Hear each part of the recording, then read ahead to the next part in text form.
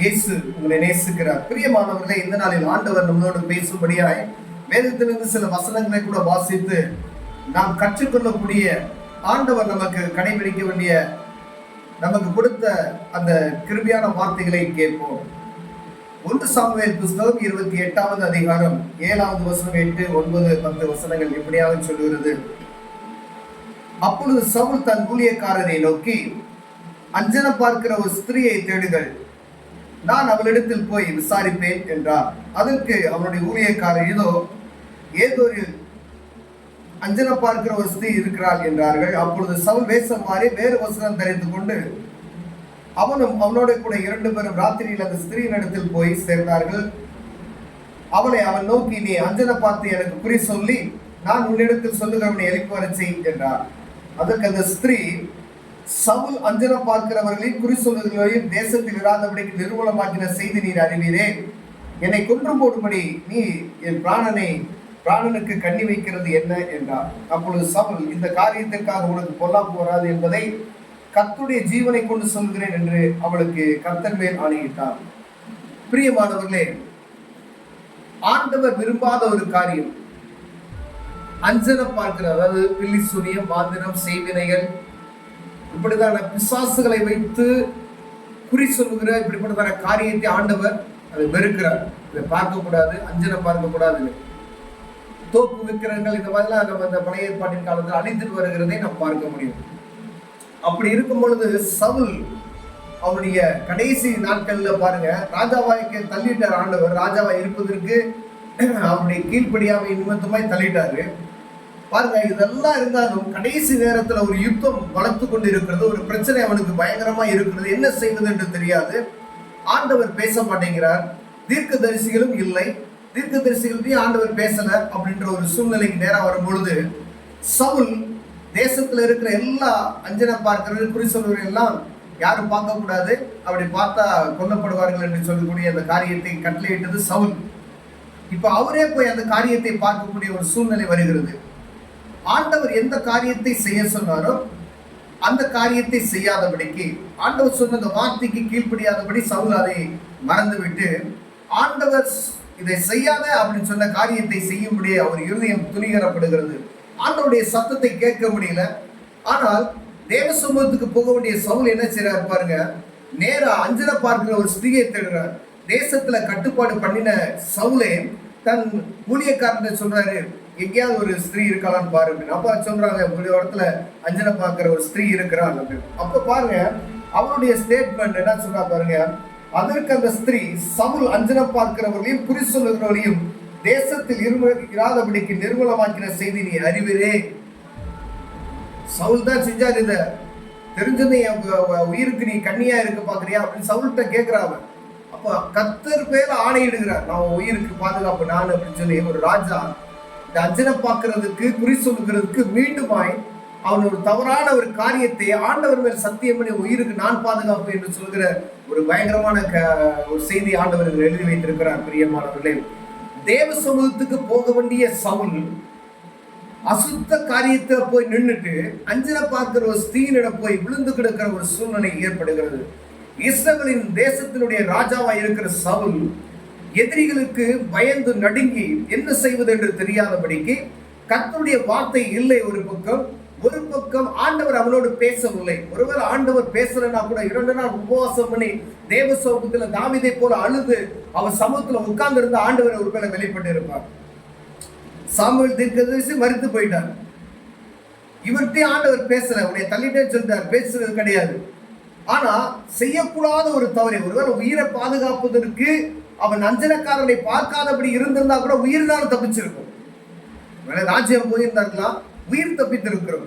ஆனா பாருங்க, எப்ப அவன் ஆண்டவர் செய்யக்கூடாத காரியத்தை துணிச்சலா போய் செய்து அவனுடைய உயிருக்கு கர்த்தர் மேல் ஆணையிட்டு கொடுக்கிற ஒரு காரியம் வந்ததோ, இவனுடைய உயிருக்கு ஆபத்து வந்து விட்டது. பிரியமானவர்களே, சத்ருவுக்கு இடம் கொடுத்த சவுல் ஆண்டவர் பேரில் அவனுக்கு அவள் உயிருக்காண்டி இவர் கர்த்தர் மேல் ஆணையிட்டு கொடுக்கிறார். அது அதிகாரத்தை நீங்க படிச்சுட்டு வந்தீங்கன்னா சவுலும் அவனுடைய மகனும் யுத்த காலத்தில் செத்து போகிறதை நான் பாரு. அடுத்த நாளே உடனே சாமுவேலை எழுப்பி வர பாக்குறத நீங்க அதை தொடர்ந்து நம்ம வாசித்தோம் அப்படின்னா, சாமுவேலை எழுப்பி வர செய்கிறார். சாமுவேல் சொன்னாரு, நான் என்னை ஏன் டிஸ்டர்ப் பண்றேன் அப்படின்னு சொல்லி. அப்ப பாருங்க, சாமுவேலை பார்த்ததுமே அவன் நடுக்கிறான், இவன் ராஜா இல்ல அப்படின்னு சொல்லி சவுலை பார்த்து நடுக்கிறான். நான் சாமுவேல் சொல்ல, நீ இன்னைக்கு நாளைக்கு இதே நேரத்துல என் கூட நீயும் உன் மகன் என்ன செய்வீங்க, இங்க இருப்பீங்க அப்படின்னு சொல்லுவார். ஒரே வார்த்தையில முடிச்சுட்டார். அவ்வளவுதான். அவன் கை காலம் தடுநட்டு போயிடுச்சு. ஒண்ணு அவ்வளவுதான். அவன் செத்தவன் போல விழுந்து கிடந்தான். காலையில வரைக்கும் அவன் ஒன்னும் சாப்பிடல, ஒண்ணும் சொல்ல.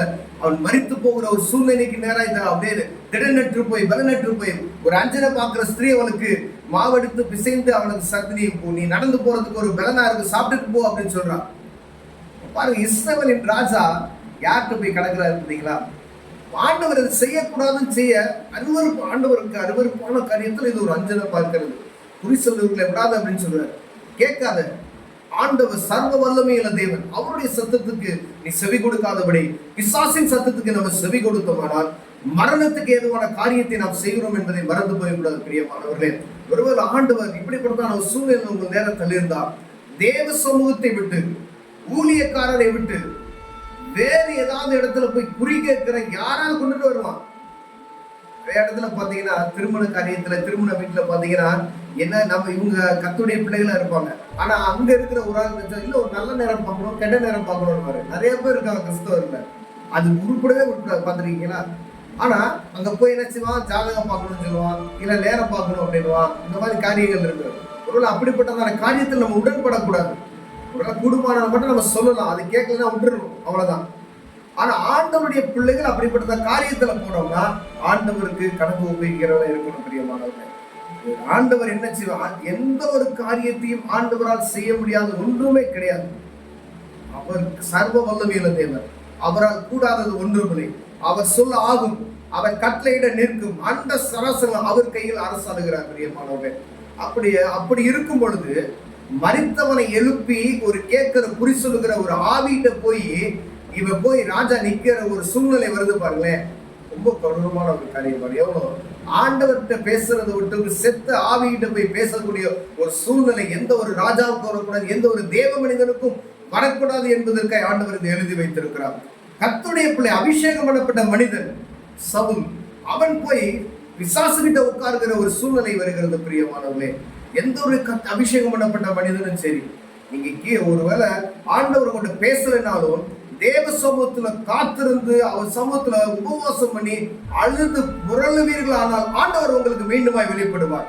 அதை விட்டுட்டு ஏதாவது குடுகுடுப்புக்காரன் வந்தா அவன்கிட்ட கேட்கலாம் அப்படி இருந்தே பாருங்க. குடுகுடுப்புக்காரன் சொல்லுவது நீ நல்லா இருப்பேன், அதுல கேட்கணுன்ற கால் இருந்தாவே ஸ்டாப் பண்ணணும்னு சொல்லணும். நீங்க பார்க்க மாட்டே போயிருங்க அப்படின்னு சொல்லிருக்கு. இல்ல ஃபேமிலியில யாராவது ஒரு திருமண காரியம் ஏதோ ஒரு காரியத்துக்கு செய்யறாங்க அப்படின்னா ஒரு காரியம் பாக்குறாங்கன்னு சொல்லிட்டு தயவுசெய்து உங்களுக்கு தெரிஞ்சு அதை செய்யாதீங்கன்னு சொல்லியிருக்கு. நல்ல தைரியம் அதை சொல்லுங்க, செய்யாதீங்கன்னு சொல்லி. அப்ப ஆண்டவர் அவர்களையும் பாதுகாப்பார், உங்களையும் பாதுகாப்பார். ஒருவேளை இப்படிப்பட்டதான சூழ்நிலை நாம் சிக்கிக்கொள்ளாதபடிக்கு ஆண்டவர் உங்களோடு என்னோட பேசுகிறார் பிரியமானவர்களே. எந்த ஒரு காரணத்திலும் அசுத்தமான காரியத்துக்கு இடம் கொடுக்காதபடிக்கு தேவனையே நோக்கி எப்பொழுது பார்க்கிற என்னை நோக்கி பார் அப்படின்னு சொல்றாரு. எல்லா வேண்டுதலோடு ஸ்தோத்திரத்தோடு கூடிய விண்ணப்பத்தை எனக்கு தெரியப்படுத்துங்கள். அப்பொழுது அவர் ஆண்டவர் எப்படிப்பட்ட காரியத்தையும் லகுவாய் மத்தி கொடுப்பார் பிரியமானவர்களே. கண்களை மூடுவோம், ஜெபம் செய்வோம். அன்பின் தகப்பனே, ஆண்டவரே, கர்த்தருக்கு விருப்பமில்லாத அருவருப்பான காரியத்தில் நாங்கள் போய் நிற்காதபடிக்கு என் தேவனைகளை காப்பீராக. சவுல் செய்த இந்த காரியத்துல இதே போல எந்த ஒரு கர்த்தருடைய பிள்ளைகளை செய்யாதபடி நாங்கள் செய்யாதபடிக்கு தேவன் காத்திருந்தோம். இயேசுவின் நாமத்தில் பிதாவே, ஆமென்.